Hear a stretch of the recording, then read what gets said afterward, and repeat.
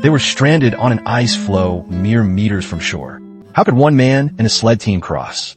As the ice floe drifted further from land, Sepp placed all his hopes on the lead dog. He anchored the rope securely to the ice, then fastened the other end to Togo. Lifting the dog, he whispered, "Forgive me," before hurling Togo toward shore. This single dog now bore the impossible task of towing the massive ice floe. Togo landed, immediately scrambling forward. Against this impossible burden behind him, Togo plunged ahead relentlessly. The rope snapped taut, his teammates barking encouragement. Jaw clenched, every muscle straining. He pushed beyond the limits of his 12-year-old frame. After repeated surges, the enormous ice floe actually shifted. Sepp swiftly released the anchor and shouted the command. The poised sled team exploded forward in a frenzy. Dog by dog, they vaulted on his solid ground. Sepp gathered speed and leapt ashore. Ashore, he swept Togo into an embrace, overwhelmed with gratitude for his old comrade. Yet 12 years prior, he'd repeatedly tried to abandon this dog. He recalled their first meeting. Togo, a mewling puppy, born sickly and undersized. Sepp saw no use for him. To him, this was nature's harsh selection. Alaska's sub-zero wilderness showed no mercy to weakness, even if the runt survived. What value could he bring to the team? His wife countered, the will to survive. Only by his wife's persistent insistence was Togo spared from abandonment. Over time, he not only survived but thrived with boundless energy. His excessive energy became a constant headache for Sepp, as Togo would run wild, chew everything, and ignore commands. Frustrated, Sepp gave him to a friend. But within 3 days, the friend returned Togo. Left with no choice, Sepp confined him to the kennel. Yet whenever Sepp left for training, Togo frantically dug escape tunnels, inspiring other dogs to follow. Sepp was furious when he discovered this. "I catch you. You'll be sorry." He barricaded the kennel with heavy boulders. Togo hit rocks immediately when digging, but undeterred, he tried new spots. After 6 failed attempts along the wire fence, he shifted his efforts away from the perimeter. Soon, his furry head emerged triumphantly beyond the fence. Then he raced off, tracking Sepp's scent. Within minutes, he located the training team. Whether born to lead or cause chaos, the sled dogs instinctively followed his lead. But Togo's lack of training quickly turned the disciplined run into pandemonium. Drenched and furious, Sepp returned home and sealed every exit of the storage shed. He locked Togo inside the airtight shed. Trapped, Togo paced anxiously in circles. Calming down, he surveyed his surroundings and spotted a roof vent just his size. With determination, he nimbly scaled the walls toward freedom. Then came a crackling sound, followed by a head poking out from inside. The wife gazed adoringly at the little pup. "Well, good afternoon." Togo successfully escaped and dashed excitedly toward his training master. "Stop." Oh, within moments, he'd thrown the sled team into chaos again. Sepp finally reached his limit and decided to send Togo to a distant city. Though reluctant, his wife couldn't sway her husband's resolve, leaving her powerless. Soon they arrived at the lady's home. Before leaving, Sepp warned the lady of Togo's mischief, but the charmed woman insisted she didn't mind. With a heavy heart, his wife left Togo behind. The beautiful house meant nothing to Togo. He paced frantically, seeking an escape route, desperate to return to Sepp. The lady believed confinement would tame him into accepting his fate, but she underestimated his determination. Upon discovering the room's weak spot, he retreated 2 steps, too late for her to react. By then, it was too late. Soon Sepp sensed something during training and looked up to find Togo triumphantly gazing down, baffled by how Togo found him across dozens of kilometers. Seeing Togo's bleeding wounds, Sepp's heart softened. He tried to rest him on the sled, but the pup refused. Instead, he plopped himself in the lead dog spot to help it understand its role. Sepp placed him next to the toughest dog. Facing the snarling dog, the adaptable Togo immediately won it over, soothing the fierce dog with affection. The sled team set off. During the run, Sepp noticed with surprise, Togo's speed and endurance surpassed the other dogs in his row. Suppressing his excitement, Sepp moved Togo up a row and placed another dog in Togo's former spot. But this dog couldn't prove his worth like Togo. Faced with snarling, it only retreated in fear. Back on the trail, Sepp's excitement was palpable, as he saw Togo excel in this new position too. so he advanced Togo another row, moving him up row by row. When the team returned home, his wife looked up to see Togo in the lead position, despite being smaller than the dogs behind him. Yet none challenged his leadership after the run. Togo had earned his place as lead dog. His wife was filled with relief at this sight. An elated Sepp turned to his wife and exclaimed, "Togo isn't just a sled dog. He's a born lead dog." It was then that Sepp named him Togo, after the Japanese admiral, who, like the dog, had been underestimated. Though Sepp was growing fond of Togo, he still believed dogs were just dogs. They were tools for humans, and certainly didn't belong in human bedrooms. From then on, Togo served as lead dog, outshining former champion teams. Togo also lived up to expectations in the sled team competitions held in town. He consistently won first place. 12 years flew by, and he thought life would remain peaceful. But that day, a diphtheria outbreak suddenly struck the town. Over 10 children in town were infected, and 5 had already succumbed. The mayor convened an emergency meeting to discuss a plan. This disease could only be cured by serum from thousands of miles away. Once the optimal treatment window passed, the infected would surely die. But to make matters worse, Alaska was experiencing a once-in-a-century blizzard. Atmospheric pressure was plummeting, and the roads were completely paralyzed. Planes were grounded, and the entire town was shrouded in the shadow of death. In desperation, they turned to traditional means of transport. All eyes turned to the town's most experienced sled driver, Sepp, and his lead dog, Togo. The mayor asked Sepp how long the round trip would take. Sepp bluntly replied that it wasn't a matter of time, but whether one could return alive. So he hesitated to commit. But on his way home, Sepp passed the town hospital, seeing children he'd watched grow up, now fighting for their lives. His heart ached. When he got home, he thoughtfully waxed the sled. His wife understood that compassion had moved him again, but she urged Sepp not to take Togo. He could let another dog from their team lead. Because Togo was 12, too old for such a journey. He would likely die of exhaustion on the trail. The thought that these might be his last hours with Togo. Her heart was torn apart, but Sepp replied, "If in such terrible weather, if you don't come with me, these may be our last hours together." Before he finished speaking, a knock came to the door. It was the mayor paying a late-night visit. He could find no other means to transport it. Being kind-hearted, Sepp accepted this perilous mission. Before departure, his wife told Togo, "Bring him back safely to me, and come back yourself."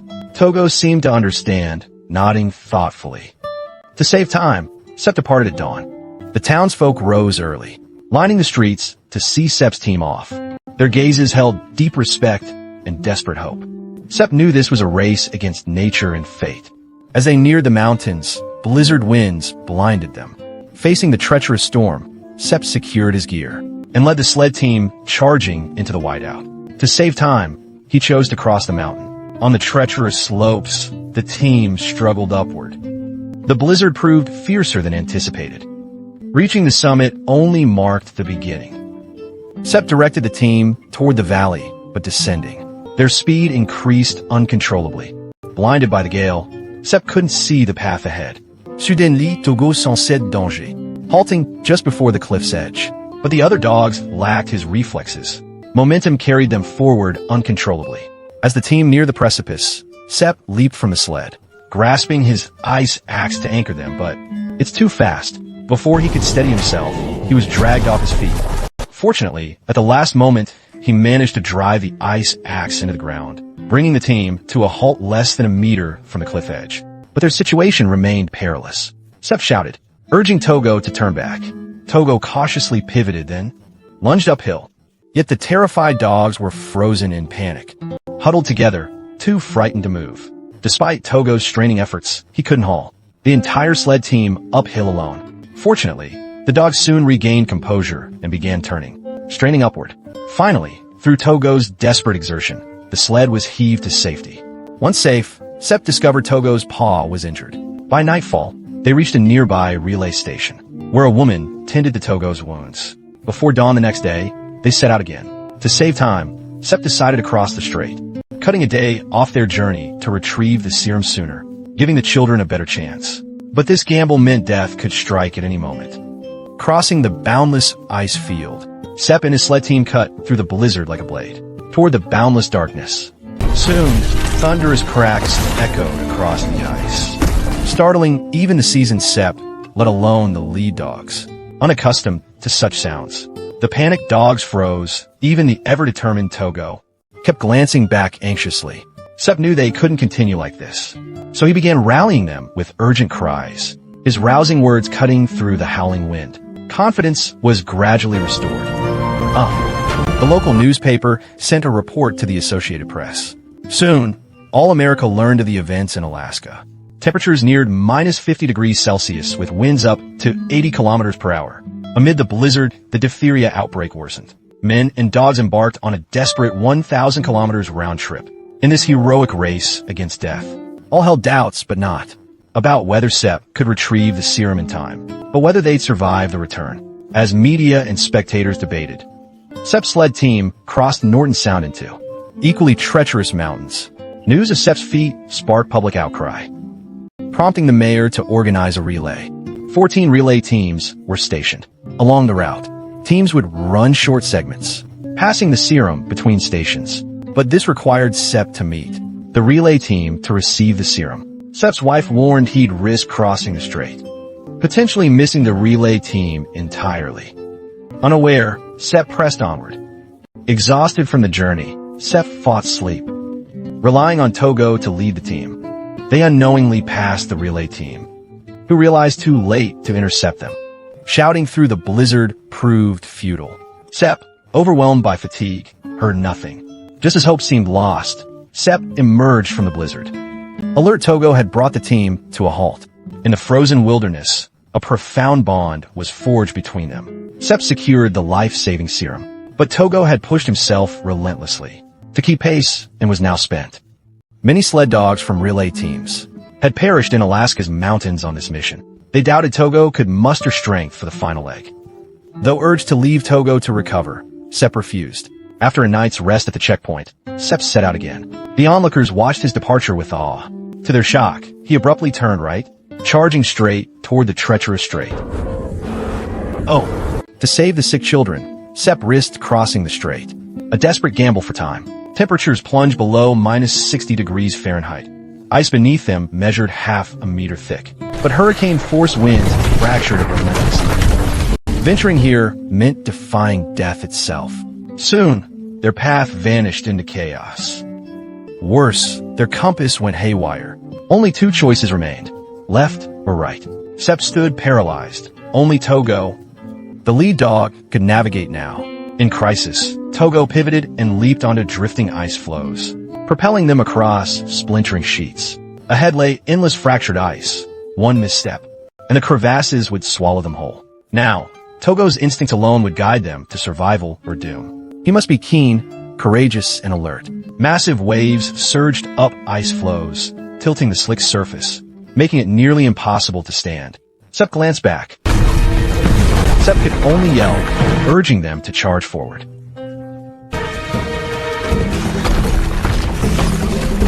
Behind them, ice floes shattered under the pounding waves, the thunderous cracks failing to deter Togo. He fearlessly guided the team through the chaos. Swift as the wind, conquering peril after peril. With victory in sight, Togo suddenly halted. The ice beneath them had drifted too far from shore. Seeing the narrow gap, Sepp resolved to risk it all. He hurled Togo onto solid ground, and the dog single-handedly pulled the drifting ice. But this final effort drained his last reserves. At the outpost, the owner's wife stroked the exhausted Togo as he slept, tears streaming down her face. "This dog is dying," she murmured in the local dialect. When Sepp asked why she wept, her husband claimed wood smoke had stung his eyes. After brief rest, they prepared to depart at dawn. The owner stopped Sepp before leaving, leading him to yesterday's crossing point. The strait now lay completely ice-free, a sight that chilled Sepp to the bone. Only 32 kilometers remained. Sepp tried to make Togo ride the sled, sparing his paws. But despite Sepp's pleas, Togo would instinctively return to lead position. His rightful place, his honor. It was his calling. With a sigh, Sepp reattached the harness. Passing through a wooded area, the weather deteriorated drastically. Blinding snowstorm reduced visibility to near zero, and Sepp could barely see anything. He leaned close to Togo, urging, "Guide us to the next checkpoint. I know you can do this." As the snow deepened and darkness swallowed them, exhaustion finally overcame Sepp. He collapsed onto the sled, entrusting his life completely to Togo. Hours later, Sepp awoke to find the sled stationary, and the entire team motionless on the snow. Alarmed, he scrambled to Togo's side. The lead dog lay spent, unable to rise. Just a little further, Sepp pleaded. We're so close. If we stop now, we'll all perish. But Togo had given everything. No amount of urging could rouse him. As despair gripped Sepp, a faint glow pierced the darkness. A lantern's light approaching from behind. A checkpoint attendant had emerged. Togo had guided them to the checkpoint's threshold before collapsing. True to his wife's words, Togo had willed his team to survival. At dawn, a sled raced toward Nome with the serum. Eager reporters swarmed the final leg, snapping photos of the arriving team. They crowned Balto the relay's hero. Balto's fame swept across America. Central Park erected a statue in his honor. The serum saved Nome's children, restoring their vitality. After days of recovery at the checkpoint, Sepp and his team regained their strength. The blizzard spent, calm returned. Their journey home stretched ahead. Not too far, not too near, and Sepp chose to walk every step with Togo and his team. Because adding even the slightest burden to Togo would be heart-wrenching for Sepp. No dogs in the bedroom became a thing of the past for Togo. Sepp completely abandoned his view of sled dogs as mere tools. Now he regarded them as friends, partners, and even children. While others were celebrated as the town's saviors, everyone knew who the real hero was. Spontaneously, people brought blessings and gifts to Sepp. Yet Sepp remained consumed by sorrow. His greatest concern was undeniably Togo's deteriorating health. A girl saved by the serum looked at the feeble Togo and asked tearfully, "Is he dying?" Though children speak innocently, her words struck Sepp's raw nerve. Overwhelmed, he stormed out of the house. His wife consoled him. "She's just a child, no harm meant. Imagine if our neighbor lost her daughter, or I lost my husband." Guilt-ridden, Sepp confessed, "I pushed Togo to his death." He wasn't ready to face Togo's departure. As life gradually returned to normal, the injured Togo still shadowed Sepp constantly. But one day, Sepp kept his distance. He had work to do. Togo could no longer run with the team, so despite his reluctance, Sepp left him behind and departed with a new sled team. Watching Sepp disappear into the distance, Togo whimpered like a distressed pup again, dragging his injured paw to the door. To his wife's astonishment, he twisted the doorknob. Once more, Togo executed a great escape, just like his puppy days. Driven by sheer will, he limped desperately after Sepp, until gradually, as if by miracle, his pain faded and his gait steadied. He was once again the fastest lead dog. Sepp seemed to sense Togo's presence. Looking back, he saw Togo running toward him, just like before, unwavering and loyal, just as he was 12 years ago. Sepp used to believe Togo was born for sledding. Now he realized Togo was born for him. After that day, Sepp retired from sledding. His wife was right. Togo possessed a will to survive. He pulled through again. After all, not even a once-in-a-century blizzard could stop him. In retirement, he took on a new role, father. Over 2 years, he sired many offspring. While Balto was celebrated across America, sledders worldwide sought Togo's descendants. These intelligent, tough, and courageous dogs, but above all, their gentle nature and extraordinary bond with humans. Togo left them on a Thursday in December. Sepp and his wife continued breeding dogs, though Togo was gone. Yet Sepp would often see him on the mountains. Then Sepp realized, a good dog may not stay with you for life, but it will spend its whole life with you.